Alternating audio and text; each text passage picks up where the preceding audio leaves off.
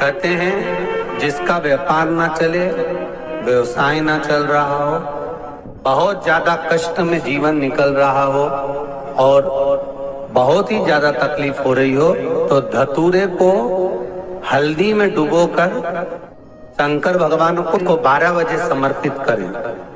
उस धतूरे को वापस उठा लाएं 5-10 मिनट के बाद, श्री शिवाय नमस्तुभ्यम बोलकर लाल कपड़े में उसको बांधकर व्यापार वाली जगह में कहीं पर भी उसको बांध दिया जाए। व्यापार पीछे नहीं हटता, व्यापार अग्रण्य भाव में बढ़ता चले जाता है। महाराज हल्दी में डुबोना पड़ता है। यही प्रमाण एक क्रम में और है महाराज। लिंग पुराण कहती है, मान लो किसी व्यक्ति को कोई भारी बीमारी हो गई, बड़ा रोग हो गया और वो रोग डॉक्टर कह रहा है कि ये ठीक नहीं होना है, बहुत तकलीफ उसमें है और कष्ट ही कष्ट है, वो ठीक नहीं हो रहा, दवाइयां लग रही, गोलियां खा रहे हैं। तो महाराज उसका भी वर्णन है। 7 धतूरे, कितने धतूरे लेना है? 7 धतूरे। 7 धतूरे लेकर एक धतूरे में मूली, लच्छा, नाड़ा लपेट कर चंद्रमौली भगवान का स्मरण कर कर उस मौली को लपेट कर 6 धतूरे में हल्दी लगाकर शंकर भगवान की जो जलाधारी है, जलाधारी में आपको पहले भी वर्णन किया है, शंकर भगवान का ये शिवलिंग है, ये जलाधारी है, ये भगवान का जल निकलने का स्रोत, चरणारविंद का भाव। शिवलिंग जहां रखा हुआ है ये पार्वती जी का हस्त कमल है, जो ये गोल भाग है ये पार्वती का हस्त कमल, जहां शिवलिंग रखा है। जहां से जल नीचे गिरता है उसके सीधे भाग में श्री गणेश जी महाराज का स्थान है, उसके उल्टे भाग में श्री कार्तिकेय जी का स्थान है। जलाधारी के सामने एक मोटी सी लाइन होती है, कहीं सांप बना होता है, कहीं स्थान बना होता है। जो मोटी सी लाइन है ये शंकर भगवान की सबसे छोटी लड़की अशोक सुंदरी का स्थान है। जलाधारी के ऊपर जो 3 टेकी लगी है ये भृगु ऋषि का, भृंगी गण का स्थान है।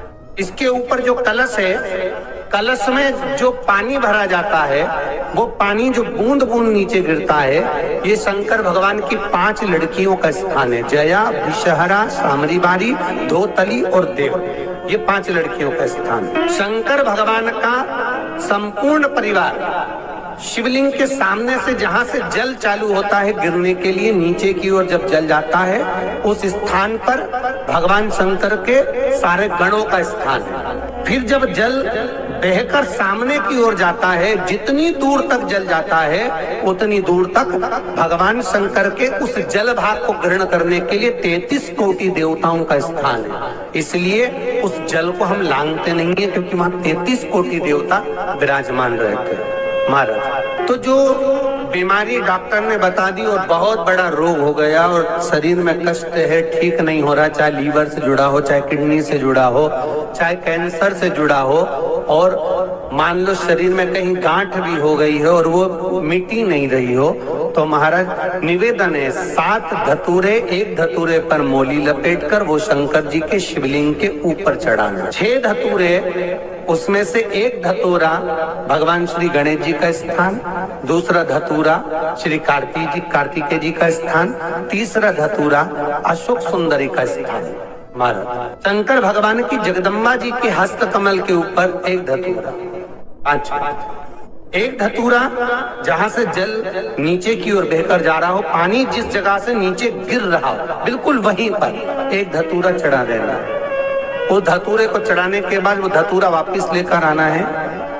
अवधूतेश्वर महादेव का नाम लेकर या चंपेश्वर महादेव का नाम लेकर उस धतूरे को जो बीमार व्यक्ति है उसका स्पर्श कराकर बेलपत्री के पेड़ के नीचे पटकवा देना है। महाराज धीरे धीरे रोग में आराम मिलना प्रारंभ हो जाता है, औषधियां धीरे धीरे समाप्त हो जाती हैं और व्यक्ति स्वस्थ हो जाता है। आज भी नियम है, जिस लड़के लड़की का विवाह नहीं हो रहा हो, शादी नहीं हो रही हो, बहुत परेशान हो गए, कहीं मंगल है, कहीं राहु है, कहीं केतु है, कहीं कालसर्प दोष है, कहीं कुछ है, बच्चे बच्ची का विवाह नहीं हो रहा, बार बार देखने आते हैं पर विवाह पक्का नहीं होता, कुछ ना करिए, चंदन की 3 बिंदियां और उस अशोक सुंदरी के स्थान पर आप कर लगवा दीजिए और उसी 3 बिंदी में से थोड़ा थोड़ा सा चंदन जहां पर लड़का लड़की सोते हैं उस कमरे में लगवा दीजिए।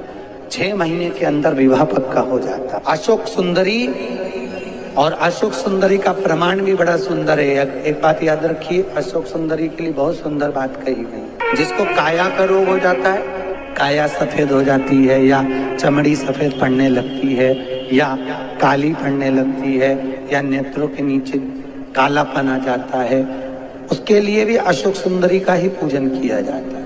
अशोक सुंदरी, शंकर जी पे जल ना चढ़ा, नीचे लगाओ पात्र, और जहां अशोक सुंदरी वाली लाइन है, जिसकी आंखों में कालापन आ जाए, नेत्रों के नीचे कहीं सफेद चमड़ी पड़ जाए, कहीं चर्म रोग हो जाए और कहीं फुल्कियां शरीर की निकलने लगे, कहीं कोई भी शरीर का चर्म रोग हो, उसमें अशोक सुंदरी वाली जगह पर दूध और जल दोनों को चढ़ाया जाता है।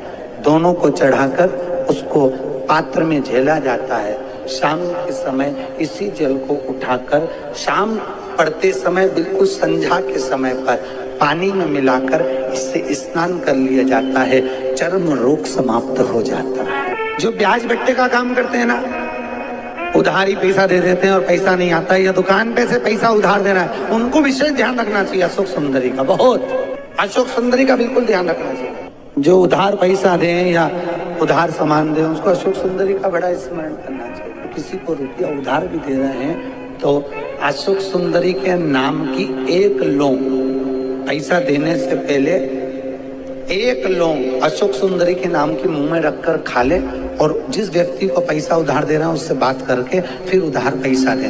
वो पैसा आपका वापस आएगा, ये गारंटी है। उसके बाप को देना पड़ेगा, नहीं देगा तो अशोक सुंदरी उसको खींच के लाएगी पर पैसा आएगा। ये अशोक सुंदरी का प्रमाण है। जिसकी पत्रिका में मंगल होता है, जिसकी राशि के अंतर्गत मंगल होता है और उसका विवाह नहीं हो रहा, या मंगल होने के कारण उसको तकलीफ आ रही है, या विवाह हो भी गया तो संबंध टूटने जैसा हो गया, कहीं कहीं अदालत में कार्रवाई चलने लगी, कहीं कहीं विवाद जैसी स्पर्धा उत्पन्न हो गई, कहीं कहीं विवाद सामने आ गया, तो उसको कुछ नहीं करना चाहिए। अगर बाजार जाए, अगर मूंगा किसी की अंगूठी में लगा हुआ हो, या मूंगा कहीं उसके घर में पड़ा हो, या मूंगे की माला पड़ी हुई हो, उस मूंगे का पानी, मूंगे को पानी में डाल दो और उसका पानी शंकर भगवान को मात्र 31 दिन तक लगातार चलाना प्रारंभ कर दे, अदालत में केस बंद हो जाएगा, पति पत्नी वापस एक जैसे हो जाएंगे, वापस जुड़ जाएंगे।